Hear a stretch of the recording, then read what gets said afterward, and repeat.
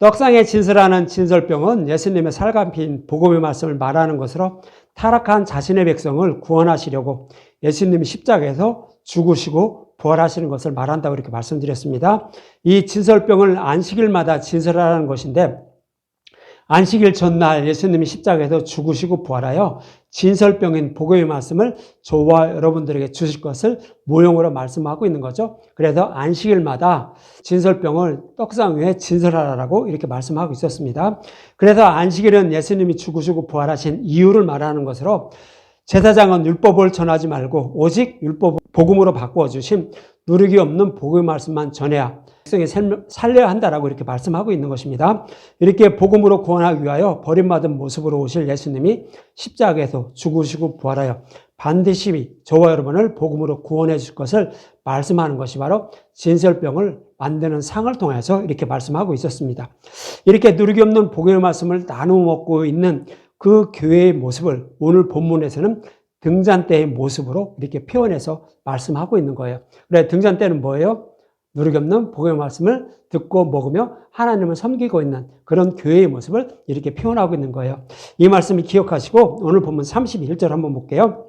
너는 순금으로 등잔대를 처음 만들되 그 밑판과 줄기와 잔과 꽃받침과 꽃을 한 덩이로 연결하고 이렇게 말해요. 여기서 등잔대를 만들라고 하죠. 등잔대는 어떤 의미가 있는지 요한계시록 1장 20절에는 이렇게 표현하고 있어요. 등잔대는 바로 이런 거야 라고 표현하고 있는데, 내가 본 것은 내 오른손에 7별의 비밀과 또 7 큰 촛대라. 7별은 7 교회의 사자요, 7 촛대는 7 교회니라 그러죠. 본문에 나오는 등잔대를 요한계시록에는 촛대로 표현을 하고 있어요. 그래서 7 촛대는 7 교회라는 것으로, 촛대는 등잔대를 말하는 거예요. 그래서 7 교회라고 이렇게 말하는데, 7이라는 것은 하나님이 정한 그런 숫자를 말해요. 꼭 7개라는 거 아니에요. 하나님이 정한 그런 숫자, 그런 교회라고 이렇게 말하는 거예요. 그래서 열방의 모든 교회, 이 땅에 있는 모든 교회의 모습을 7 촛대로 이렇게 표현해서 이렇게 말씀하고 있는 거예요. 그래서 여기 등잔대에 그 가지가 7개죠. 이것은 열방의 모든 교회를 이렇게 표현하고 있는 거예요. 이것이 등잔대의 모습을 통하여 이렇게 말씀을 하고 있는 것입니다. 그런데 이 등잔대를 순금으로 만들라고 하죠. 순금은 뭐라고 말씀드렸어요? 흠이 없으신 예수님의 모습이라고 말씀드렸죠. 흠이 없는 예수님, 그분이 바로 등잔대, 교회를 세울 것을 이렇게 표현을 하고 있는 거예요. 그런데 이 등잔대를 만드는데 어떻게 만들려고 해요? 깎아서 만들려고 하나요? 아니면 틀에 부어서 만들려고 하나요? 우리가 가지고 있는 이런 것들은 거의 이제 플라스틱 종류는 어떤 형을 만들어요. 우리가 필요한 형태를 만들어서 거기다 어떤 물질을 부어요. 그래서 그것을 굳혀가지고 이렇게 만드는 거예요. 삼각대도 마찬가지예요. 틀에 이렇게 부어서 만드는 거예요. 그것을 하나하나 조립을 하는 건데, 그렇게 하지 말고 어떻게 하라고요? 다 망치로 두들겨서 만들려는 거예요. 촛대는 우리가 뭐 어떻게 깎아서 어떤 틀에 부어서 만드는 것이 아니라 다 망치로 쳐서 그 촛대 영상을 만들라고 이렇게 말씀을 하고 있는 거예요. 여기 나오죠? 그 부분이 어떻게 설명이 지금 오늘 나오는데, 이 부분이 뭐고 이 부분이 뭐 이렇게 설명을 하고 있어요. 그래서 저렇게 만들라고 이렇게 말씀을 하고 있는 거예요. 그래서 여기서 쳐서 만들라고 해요. 순금을 다 망치로 쳐서 저 등잔대 모습을 만들라고 말씀하고 있는 거예요. 깎아서 만들어도 안 되고 틀에 부어서 만들어도 안 되는 거예요. 그럼 이 말씀은 뭐예요?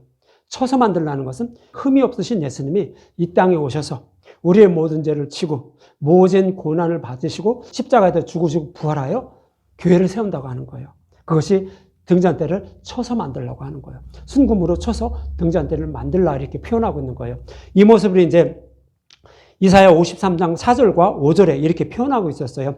그는 실로 우리의 질고를 지고 우리의 슬픔을 당하였거늘 우리는 생각하기를 그는 징벌을 받아 하나님께 맞으며 고난 당한다 하였노라. 예수님이 이렇게 십자가에서 고난 당하는 것은 자기 죄 때문에 그런 줄 알았다는 거예요. 당시 유대인들은 자기 죄 때문에 예수님이 이렇게 십자가에서 고난 받으면서 저주를 받아서 죽었다라고 이렇게 생각한다는 거예요. 그런데 그것이 아니죠. 우리의 모든 죄를 지고 그 죄 때문에 하나님이 진노의 심판을 예수님께 다 내린 거예요. 우리의 모든 죄를 지셨기 때문에. 그래서 저렇게 많은 고난과 고통을 받으시면서 십자가에서 죽으셨다라고 이렇게 말씀을 하는 거죠. 그러면서 5절에 보면 그가 찔림은 우리의 허물 때문이요 그가 상함은 우리의 죄악 때문이라. 그가 징계를 받음으로 우리는 평안을 누리고 그가 채찍을 맞음으로 우리는 나음을 받았도다 이렇게 말하죠. 예수님이 이렇게 모든 고난과 고통을 받으심으로 우리는 모든 죄를 다 사함받아서 예수님에 붙어있는 그런 교회가 되어서 우리는 모든 죄를 사함을 받아서 구원받게 된다라고요. 그래서 예수님이 이 땅에 오신 목적은 뭐예요? 저와 여러분들이 지고 있는 맨날 범하는 이 죄를 예수님이 다 지시고 십자가에서 많은 고난을 받으면서 죽으시고 부활하셔서 우리의 모든 죄를 다 대속해 주셔서 우리를 구원해 주시기 위해서 이렇게 예수님이 오셨다는 거예요. 그래서 이러한 예수님을 알려고 이러한 예수님에 대해서 알아서 모든 죄를 사함받아서 구원받으려고 신앙생활을 하고 있는 교회의 모습을 오늘 본문에서는 등잔 때의 모습을 통하여서 이렇게 말씀을 하고 있는 것입니다. 이러한 예수님에 대한 복음의 말씀을 듣고 믿어서 천국을 소망하며 살아가는 교회의 모습을 등잔대로 표현하고 있는 것으로 등잔대를 만드는 모습을 통하여 말씀하고 있는 것입니다. 그런데 이어지는 본문 32절에 보면 이런 말씀하고 있어요. 가지 6을 등잔대 곁에서 나오게 하되 다른 3가지는 이쪽으로 나오게 하고 다른 3가지는 저쪽으로 나오게 하라는 거죠. 가운데 등잔대 하나가 있는데 좌측으로 3개, 오른쪽으로 3가지를 나오게 만들라는 거예요. 가운데 있는 등잔대는 예수님을 상징적으로 표현하고 있는 거예요. 그런데 오른쪽에 3개, 왼쪽에 3개는 뭐예요? 등잔대에 붙어 있는 교회의 모습을 그렇게 표현하고 있는 거예요. 그래서 그런 형상으로 만들라라고 이렇게 말씀을 하고 있는 거예요. 그래서 이 말씀은 지난주에도 말씀드렸는데 이 등잔대의 모습은 포도나무의 가지로 붙어 있는 저와 여러분들의 모습을 이렇게 표현해 주고 있었던 거예요. 한 번 더 들어보시기 바랍니다. 요한복음 15장 1절과 4절에서 보면 1절에서 4절 나는 참포도나무요 내 아버지는 농부라고 하죠. 나는 참포도나무라는 것은 뭐예요? 예수님이 우리의 모든 죄를 지고 십자가에서 하나님의 진노의 심판을 받은 거예요. 그것이 나는 참포도나무라는 그런 의미예요. 나는 십자가라는 얘기예요. 예수님이 십자가라는 그 가지 곁에 저와 여러분들이 교회가 붙어 있는 거예요. 그런데 그것을 경영하는 분이 누구라고요? 그 가지에 붙어 있는 저와 여러분들을 믿음에 이르게 해서 구원하시려고 일하시는 분이 누구라고요? 아버지 하나님. 그분이 농부라고요. 그래서 포도원을 경영하는 농부에 비유해서 우리가 어떻게 구원을 받게 되는지 요한복음 15장에서 이렇게 말씀하고 있는 거예요. 그 농부가 마음에 안 들면 가지를 잘라버리면 어떻게 될까요? 우리는 믿음에 이르지 못해요. 하나님의 주권이라는 거예요. 그래서 누리기 없는 복의 말씀을 하나님이 듣게 만드셔서 그 포도나무 가지에 붙어 있는 거예요. 그러므로 우리는 구원의 열매를 맺는 거예요. 그런데 그렇지 않고 하나님이 그대로 놔둬버리면 어떻게 되죠? 진리의 말씀을 들으려고 하지 않아요. 왜요? 이것은 내 생각과 틀려요. 나는 세상 사람들이 우상을 섬기는 것처럼 하나님을 섬겨서 구원도 받고 이 땅에서 잘 먹고 잘 살아야 돼요. 그런 생각으로 하나님을 섬겨요. 그런 사람은 하나님이 가지를 잘라버려요. 가지를 잘라버리면 어떻게 되죠? 믿음의 열매를 맺지 못해요. 그래서 구원받지 못함을 요한복음 15장에서 우리가 어떻게 구원을 받게 되는지 이렇게 말씀하고 있었던 거예요. 그래서 이어지는 2절과 4절에 보면 이렇게 말씀하고 있어요. 물은 내게 붙어 있어 열매를 맺지 아니하는 가지는 아버지께 그것을 제하여 버리시고 물은 열매를 맺는 가지는 더 열매를 맺게 하여 그것을 깨끗하게 하시느니라. 너희는 내가 일러준 말로 이미 깨끗하여졌으니 내 안에 거하라 나도 너희 안에 거하리라. 가지가 포도나무에 붙어 있지 아니하면 스스로 열매를 맺을 수 없음 같이 너희도 내 안에 있지 아니하면 그러하리라 그러죠. 포도나무에 가지로 붙어 있는 그런 여건은 우리가 어떻게 해서 듣는 거 아니에요. 그 가지에 붙어 있을 수 있는 거 아니에요. 하나님이 붙여주시는 거예요. 하나님이 붙여주시는 얘기는 우리는 하나님을 간섭하지 않으면 내 생각대로 하나님을 섬기려고 해요. 내 소견에 맞게 하나님을 섬기려고 해요. 그래서 내 소견에 맞는 하나님으로 이렇게 자꾸 내가 이끌어가요. 그것이 뭐예요? 우사가 하나님의 개를 수레에 싣고 끌고 가는 모습이에요. 이렇게 해서 구원받지 못해요. 우리가 구원받을 수 있는 방법은 하나님이 우리를 끌고 가셔요. 어디를 끌고 가셔요? 십자가를 향해요. 그래서 우리를 십자가에 매놓고 십자가 위에 예수님이 많은 흘리신 피로 복음의 말씀을 상징하는 거예요. 우리를 대신해서 예수님이 죽으시고 부활하신 거. 이 복음의 말씀이 바로 십자가에서 흘리시는 피예요. 그것을 저와 여러분들에게 뿌리는 거예요. 복음 말씀을 전해서 깨달아 믿게 해서 우리를 정결케 해서 구원해 주시려고 하나님은 그 아들 예수를 십자가에 내어주신 거예요. 그래서 우리를 글로 끌고 가시는 거예요. 그래서 이렇게 하나님이 끌고 가시는 대로 십자가를 향하여 가는, 그러니까 누리기 없는 복음의 말씀을 들을 수 있는 것도 하나님이 이끌어 가시는 거예요. 하나님이 그냥 일방적으로 끌고 가시는 거예요. 그런 자들이 누구를 표현하고 있는 거예요? 제자들이에요. 제자들은 예수님이 택했어요. 그래서 제자들에게 그들이 듣기 싫어하는 맨날 누르기 없는 복음의 말씀만 전해준 거예요. 내가 구약에 약속하신 말씀대로 십자가에서 죽으시고 부활하여 너희들을 구원할 거야 라고 하면서 계속 그렇게 이끌어 가셨어요. 그런 제자들의 모습을 요한복음 15장 3절에 너희는 내가 일러준 말로 이미 깨끗했다라고 하는 거예요. 근데 제자들이 예수님의 말씀을 듣고 진짜 진리의 말씀인지 알았나요? 아니, 몰랐어요. 맨날 나도 예수님이 죽으시고 부활하셔서 왕이 되면 나도 하나님 우편에, 나도 좌편에 앉아서 이 세상을 다스리게 해주시옵소서 높은 자리에 올라가려고 생각했어요. 제자들도. 그런데 그게 아니고 이제 성령 임하시고 나니까 들은 복음의 말씀이 하나하나 기억나는 거예요. 아, 이렇게 해서 예수님은 우리를 구약에서 이렇게 약속해 주셨구나. 이렇게 해서 구원해 주신다는 거 약속해 주셨는데 그대로 다 이루어 주셨구나. 라는 것을 비로소 성령의 의심으로 깨달아 믿게 된 거예요. 그래서 제자들도 그것만 전해준 거예요.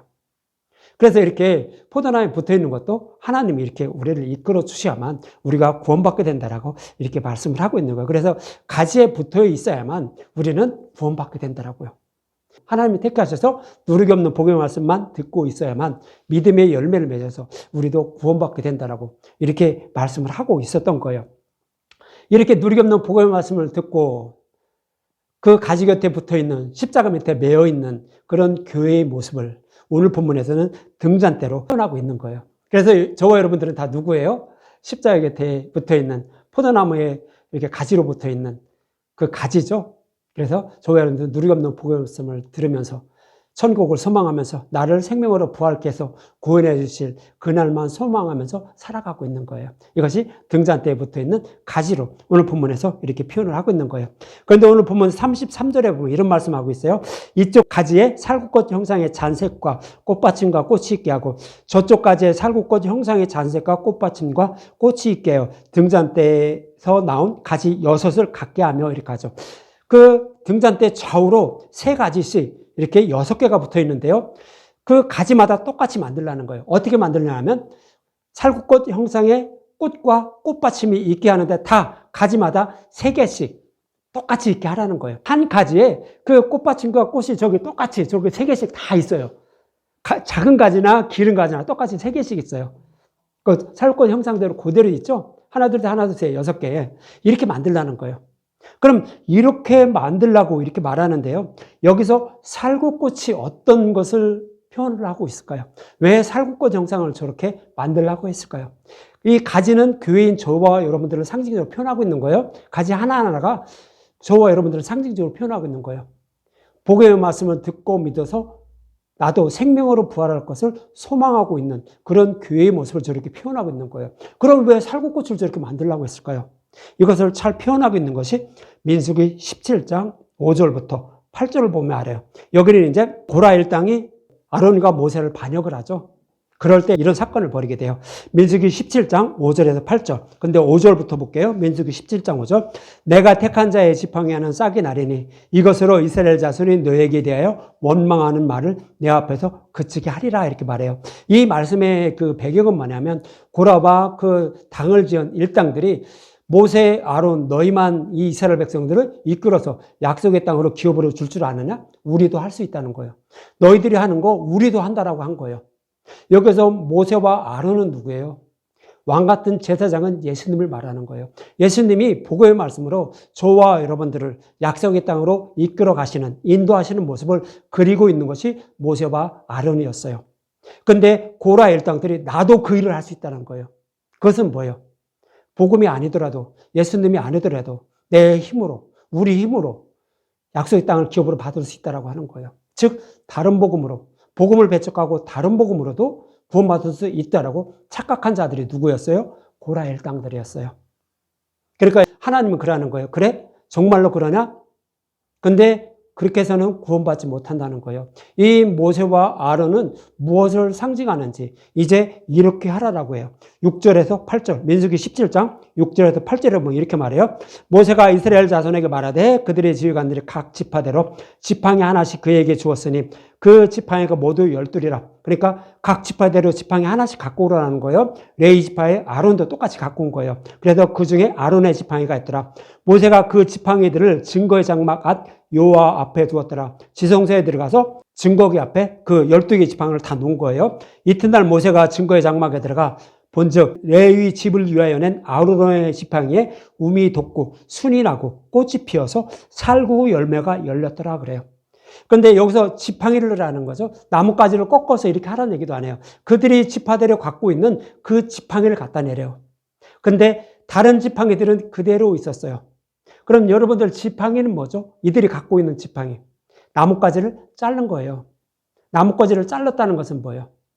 죽었다는 얘기예요. 죽은 나무란 얘기예요. 이 얘기는 예수님이 십자가에서 우리의 모든 죄를 지고 죽으신 모습이에요. 이것이 아론이 가지고 있던 지팡이의 모습이에요. 그런데 그거에만 어떻게 됐다고요? 싹이 나고 꽃이 피고 열매가 열렸다는 거예요. 그러니까 죽은 지팡이가 다시 살아나서 열매를 맺었다는 거예요. 이 얘기는 뭐예요?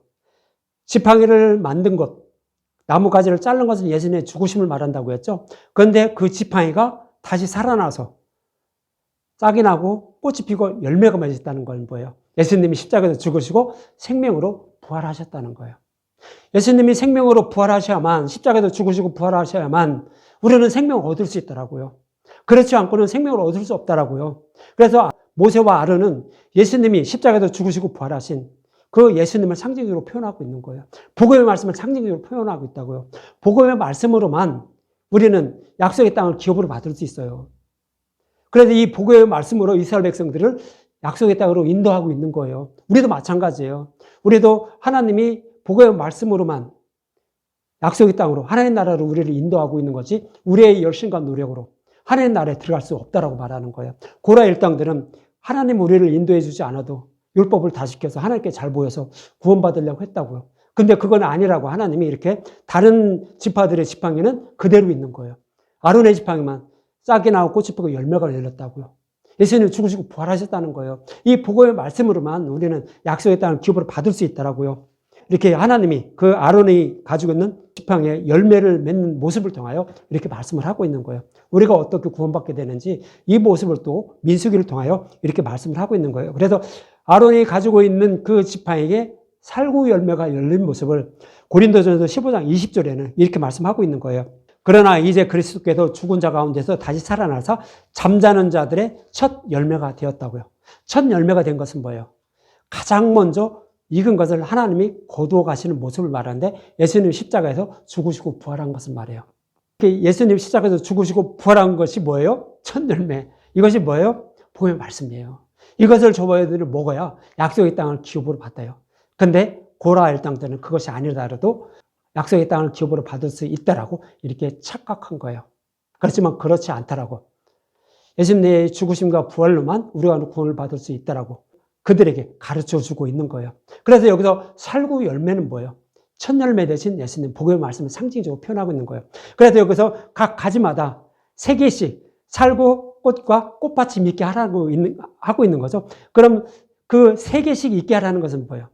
예수님이 이렇게 십자가에서 죽으시고 3일 만에 부활하셔서 우리를 그 복음의 말씀을 이끌어 주심으로 우리도 생명으로 부활할 것을 소망하면서 그 가지 곁에 가만히 붙어있는 그의 모습을 이렇게 표현하고 있는 거예요. 이것이 뭐예요? 등잔대의 모습. 아시겠어요? 그래서 누리기 없는 복음의 말씀만 듣고 예수님이 생명으로 부활하셔서 우리를 생명으로 부활케 하신다라고 약속하신 것, 이 약속의 말씀을 이루어 주시기 위해서 간절히 소망하면서 그날을 소망하면서 살아가는 교회의 모습을 이 등잔대 그 가지에 그 3개씩 있게 하라는 그런 의미로 말씀을 하고 있는 거예요. 그렇죠? 3일 만에 부활하신 예수님의 모습대로 우리도 생명으로 부활하게 해주실 것을 소망하면서 살아가는 저와 여러분들의 모습을 저렇게 등잔대에 있는 가지의 모습을 통하여 이렇게 말씀을 하고 있는 것입니다.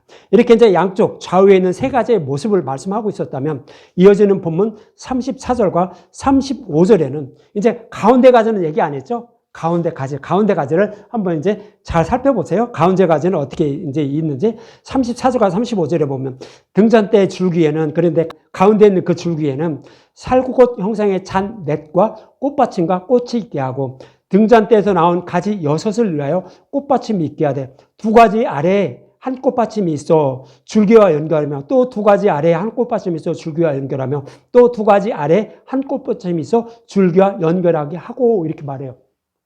그러니까 그 가운데 있는 등잔대에 좌우로 가지가 뻗어나갔어요. 근데 뻗어나가는 그 자리 바로 밑에 뭐를 만들으라고요? 살구꽃 형상과 그 꽃받침을 만들래요. 그리고 그 위에 나간 가지에도 그 밑에 또 만들고요. 또 그 위에 올라간 가지 그 밑에 또 만들어요. 그리고 제일 위에 있는 가지 위에도 또 만들라는 거예요. 그러면 4개가 되겠죠. 이 얘기는 뭐예요? 가지는 다 저와 여러분들 교회를 상징적으로 표현한다고 했어요. 그리고 가운데 있는 가지는 예수님을 표현해요. 그래서 예수님이 십자가에서 죽으시고 부활하셔서 저와 여러분들을 생명으로 부활케 하기 위해서 품으로 보호하고 있는, 예수님을 품으로 보호하고 있는 교회의 모습을 이렇게 표현하고 있는 것이 가운데 있는 등잔대의 모습을 통하여 이렇게 말씀을 하고 있는 거예요. 그렇죠? 생명으로 부활케 하기 위해서 저와 여러분들을 품으로 보호하면서 이렇게 복음 말씀을 깨달아 믿게 해서 이렇게 구원하시려고 하는 그런 예수님의 모습을 저렇게 표현을 하고 있는 거예요. 저것을 보면 얼마나 감사한지 아시겠죠? 그래서 저와 여러분들이 구원을 받는 거예요. 예수님이 저와 여러분들을 아무 상관없이 내버려 두면 저와 여러분들은 구원받지 못해요. 부모가 자식이 엉뚱한 길로 빠지는 거 네 맘대로 해라고 내비두면 어떻게 될까요?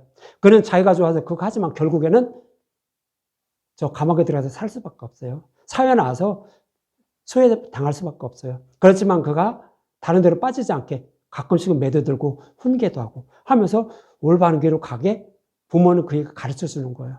근데 자식들은 그게 싫다라고 하겠죠. 근데 나중에 커서 자기가 자식을 낳고 나면 그것을 그때서 깨달아요. 그거와 같이 우리를 다른 길로 가지 못하도록 예수님 품으로 보호하면서 때로는 징계도 하시고 또 가르쳐주기도 하면서 이렇게 진리의 길로 인도해 주시는 예수님의 모습을 저렇게 가운데 있는 줄기의 모습을 통하여 이렇게 말씀을 하고 있는 것입니다. 그러면서 오늘 보면 36절에 이렇게 말씀하고 있어요. 그 꽃받침과 가지를 줄기와 연결하여 전부를 순금으로 쳐 만들고 그러죠. 아까 처음에도 순금으로 쳐서 만들려고 했는데 이번에도 쳐서 만들려고 하죠. 그래서 오직 우리가 가지 곁에 붙어있는 교회의 모습은 뭐라고 했어요? 예수님이 우리의 모든 죄를 치고 십자가에서 모든 고난을 받으시고 십자가에서 죽으시고 부활하심으로 우리는 어떻게 해요? 생명을 얻게 되는 모습이에요. 그래서 예수님이 이렇게 모든 고난과 고통을 받으셔서 우리를 구원해 주셨음을 이렇게 등잔대의 모습을 통하여 이렇게 말씀을 하고 있는 것입니다. 이렇게 천국을 소망하며 살아가는 교회의 모습을 이어지는 본문 37절에는 이렇게 말씀하고 있어요. 등잔 7을 만들어 그 위에 두어 앞을 비추게 하며 그러죠. 등잔 7은 등잔대 제일 위에 총 7개를 만드는 거죠. 그 모습을 말해요. 거기에는 이제 감람나무에 나온 기름을 붓고 거기에다 불을 붙여서 앞을 비추게 하라라는 그런 의미로 이렇게 말씀을 하고 있는 거예요. 그래서 여러분들 등잔대에 빛을 비추라는 얘기는 뭘까요? 빛을 비추라. 그냥 거기다 불만 이렇게 붙여놓으면 될까요? 그 얘기가 아니죠. 빛을 비추라는 것은 이 세상 모든 사람들은요, 복음을 알지 못해 어둠에 있는 사람이요, 빛이신 예수님을 알지 못해 지옥불에 들어갈 수밖에 없는 그런 상태의 모습을 성경은 어둠이라고 표현해요. 그런데 그 어둠에 있는 자들을 구원하기 위해서 누가 오셨어요? 빛이신 예수님이 오신 거예요. 그것이 요한복음 1장 5절에 이렇게 말씀하고 있어요. 빛이 어둠에 비치되 어둠이 깨닫지 못하더라 그러죠. 이렇게 어둠에 있는 자들을 빛을 비추어 주셔서 구원해 주신다라고 창세기부터 율법 세계는 하나님이 이스라엘 백성들을 통하여 성경의 말씀을 통하여 말씀해 주셨어요. 이것이 창세기 1장부터 말씀해 주신 거예요. 그래서 이스라엘 백성들은 그 약속하신 메시아가 오심을 소망하면서 그렇게 메시아 오심을 소망하면서 이렇게 살아갔어요. 근데 그 약속하신 메시아를 성경에 약속하신 말씀대로 하나님은 이 땅에 보내주신 거예요. 어둠에 보내주셨어요. 그랬는데도 그렇게 오실 메시아를 소망하면서 살아가는 유대인들이, 이스라엘 백성들이 빛이신 예수님이 자기들을 구원할 메시아임을 알지 못했다라고, 빛이 어둠에 비치되 어둠이 깨닫지 못했다라고 말하는 거예요. 왜 성경은 유대인들을 어둠이라고 표현할까요? 이방인들은 어둠이죠. 하나님에 대해서 알지 못하기 때문에 어둠이에요. 근데 하나님은 이스라엘 백성들의 율법을 주시면서 율법으로 섬기게 했어요. 그럼 유대인들은 어둠이 아니어야 되잖아요. 근데 그들을 어둠이라고 표현을 해요. 예수님은 오셨을 당시 그때 이스라엘 백성들을 어둠이라고 얘기하는 거예요. 그럼 왜 어둠이라고 하죠? 그들은 진리의 말씀을 떠나서 다른 메시아를 소망하면서 살았어요. 진리의 말씀을 떠나서 하나님을 섬기고 있었다고요. 그러니까 하나님은 그들을 어둠이라고 말하는 거예요. 그러면서 빛이신 예수님이 오셨는데도 그 어둠들이 자기들을 구원할 메시아임을 알지 못했다라고 요한복음 1장 5절에 이렇게 말씀하고 있는 거예요. 그래서 빛이신 예수님을 보내서 우리를 구원하실 것을 창세기 1장 첫째 날에 2절과 3절에 이렇게 말씀을 하고 있었어요. 창세기 1장 2절과 3절에 보면 땅이 혼돈하고 공허하며 흑암이 깊음 위에 있고 하나님의 영은 수면 위에 운행하시니라. 하나님이 이르시되 빛이 있으라 하시니 빛이 있었고 그러죠. 등잔대 위에 있는 그 빛, 똑같은 빛이에요. 이것이 창세기 1장 3절의 말씀이에요. 그때 당시 땅이 혼돈하고 공허하며 흑암이 깊음 위에 있다라고 하죠. 땅이 혼돈하고 공허하며 흑암의 깊음이 있다는 것은 뭐예요? 우리가 살아가는 이 세상의 모습을 표현하고 있는 거예요. 이 세상에는 예수님에 대해서 아는 사람이 아무도 없다는 거예요. 이스라엘 백성들도 마찬가지였고 우리도 마찬가지였어요. 그 모습, 복음을 알지 못해 심판받아 마땅한 상태로 살아가는 이 세상의 모습을 땅이 혼돈하고 공허하며 흑암의 깊음에 있다고 말하는 거예요. 그런데 하나님의 영은 수면 위에 운행하신다는 거예요. 그렇게 하나님을 알지 못하고 빛이신 예수님에 대해서 알지 못하고 살아가는 그런 자들 중에서도 하나님의 영은 그들 중에 구원받을 자가 있어서 하나님의 택한 백성들이 있어서 계속 일을 하고 계신다라고 이렇게 말하는 것이 하나님의 영은 수면 위에 운행하신다라는 거예요. 그래서 하나님의 영은 수면 위에 운행하신다는 것은 그렇게 구원받지 못하는 상태로 살아가는 그런 자들 중에서 하나님이 택한 백성이 있어서 그들을 품으로 보호하고 있는 모습을 하나님의 영은 수면 위에 운행하신다라고 하는 거예요. 그런데 하나님의 영은 수면 위에 운행하시는데 그들을 구원하기 위해서 누가 온다? 약속하신 메시아로 빛이신 예수님이 오실 것을 창세기 1장 3절에 말하는 거예요. 그래서 빛이 있으라 하시니 빛이 있었다고 하는 거예요. 그 빛이 뭐예요? 예수님을 말하는 거예요. 우리의 구원자이신 메시아인 예수님이 이 땅에 오셔서 그 복음의 말씀으로 우리를 이렇게 구원해 주실 것을 말하는 거예요. 그래서 그 복음의 말씀이 뭐라고요? 빛이라고요.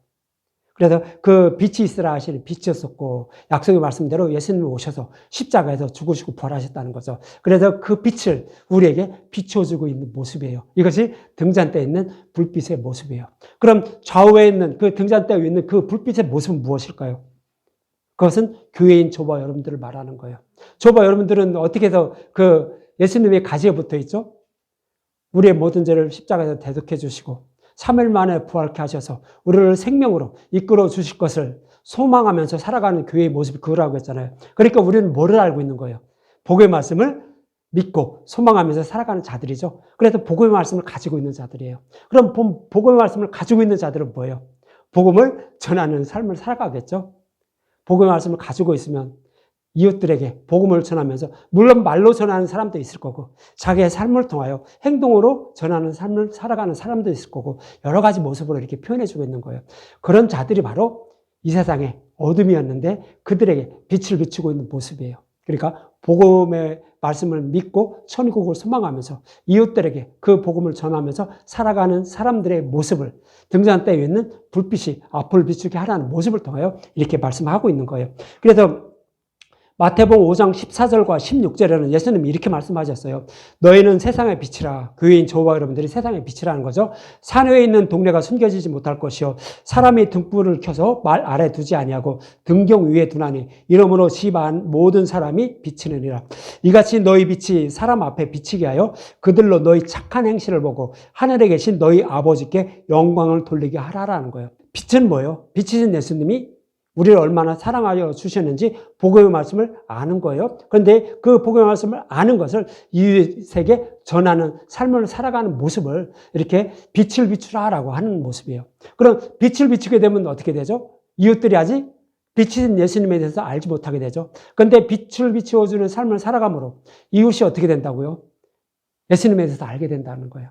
복음의 말씀을 전하는 삶을 살아감으로 이웃들도 복음의 말씀을 받아들여서 하나님께 영광을 돌리게 된다고요. 하나님께 영광을 돌리는 것은 뭐예요? 그들도 복음의 말씀을 알고 깨닫게 되는 거예요.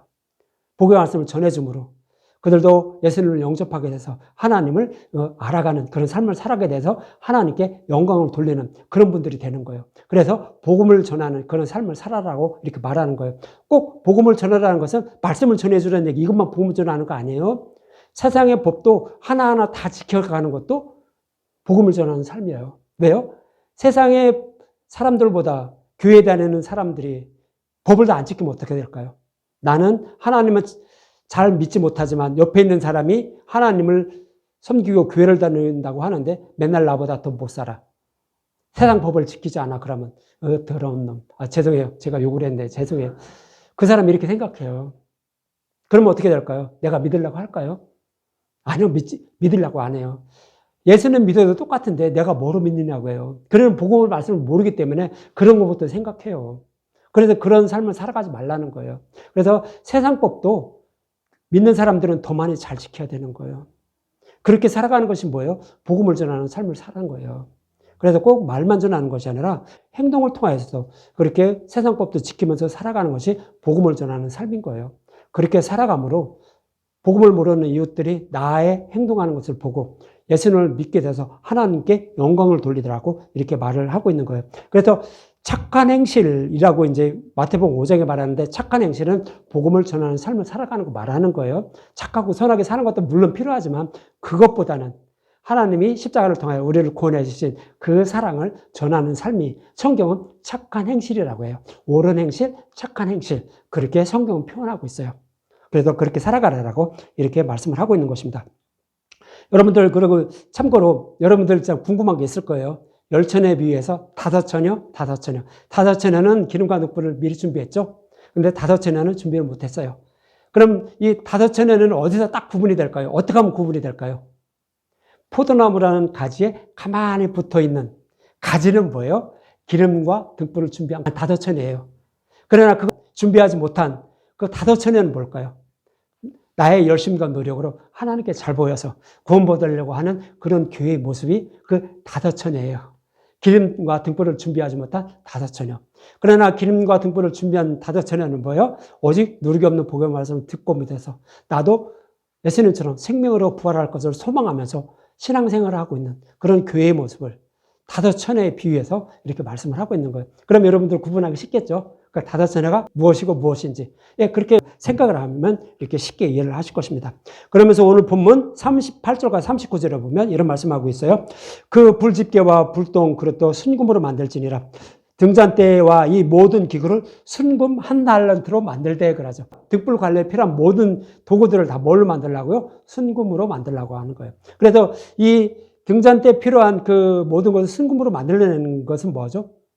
흠이 없으신 예수님이 십자가에서 모든 고난과 고통을 받으시면서 이 교회를 세워진 이 모습이 뭐예요? 순금으로 다 모든 그 집게를 만들려고 하는 거예요. 그래서 이렇게 저와 여러분들이 예수님이라는 가지가 붙어있는 등잔대의 모습으로 되는 것은 우리의 의지와 뜻으로 되는 건 아니에요. 예수님 십자가에서 모든 것을 다 이루어 주시고 예수님은 저와 여러분들을 사랑해서 저와 여러분들을 포도나무라는 가지에 붙여준 거예요. 그래서 품으로 보호하시면서 이렇게 인도해 주셔서 우리는 복음의 말씀을 듣고 깨달아 믿게 돼서 구원받게 된다고요. 이 모습을 그리고 있는 것이 모든 기구들을 다 순금으로 만들라라고 이렇게 말씀을 하고 있는 것입니다. 그러면서 이어지는 보면 40절에 이렇게 말씀하고 있죠. 너는 삼가 이 산에서 내게 보인 양식대로 할지니라 그러죠. 모세에게 하나님이 그들에게 등잔대를 어떻게 만들 것인지 다 이렇게 말씀을 자세히 설명해 줬죠. 그대로 하라는 거예요. 이 말씀은 저와 여러분들에게 말씀하시는 거예요. 저와 여러분들이 어떻게 해서 구원받게 되죠? 어떻게 그 포도나무는 가지에 붙어 있어서 등잔대의 모습으로 우리는 어떻게 신앙생활을 하게 되죠? 누르기 없는 복음의 말씀으로 우리를 생명으로 이끌게 하기 위해서 예수님은 저와 여러분들을 사랑하신 거예요. 그래서 저와 여러분들을 복음의 말씀으로 이렇게 보호하시면서 신앙생활을 하게 만들어 준 거예요. 그래서 하나님이 이렇게 너희들을 사랑해 주셔서 신앙생활을 하게 했으니까 이거 잊지 말라는 거예요. 그래서 저와 여러분들은 어떻게 해야 돼요? 이렇게 사랑하신 그 예수님이 어떤 분인지 하나님이 어떤 분인지 그것을 알려는 목적으로만 신앙생활을 하라는 거예요. 다른 목적으로 하지 말라는 거예요. 그래서 보인 식양대로 등잔대를 만들라라고 이렇게 말씀을 하고 있는 거예요. 그래서 성경의 말씀을 통하여 저와 여러분들이 어떻게 구원을 받게 되는지 그것을 계속 정확히 설명을 하고 있는 거예요. 그런데 눈이 어두우면 그것을 찾아먹지 못해요. 그냥 겉으로만 봐요. 그래서 우리는 구원받지 못해요. 그렇지만 성경의 말씀을 통하여 십자가를 풀어버리니까 예수님이 우리를 이렇게 해서 구원하시려고 이런 일을 다 이루어 주셨구나. 그래서 내가 이렇게 구원받는 거구나. 그래서 이거 안다고요. 그래서 그거 잊지 말라는 거예요. 이것이 보인 식양대로 이 등잔대를 만들라라고 이렇게 말씀을 하고 있는 거예요. 그래서 이 십자가의 은혜와 사랑을 잊지 않고 살아가는 것이 뭐예요? 보인 식양대로 등잔대를 만드는 거예요. 이것이 저와 여러분들이 하나님 원하시는 신앙생활을 하는 것임을 여러분들이 잊지 마시기 바랍니다. 이렇게 저와 여러분의 구원을 위하여 모진 고난과 고통을 받으시며 십자가에서 대속점을 대신 예수님만 꼭 붙잡고 살아가는 저와 여러분들이 되시기 바랍니다.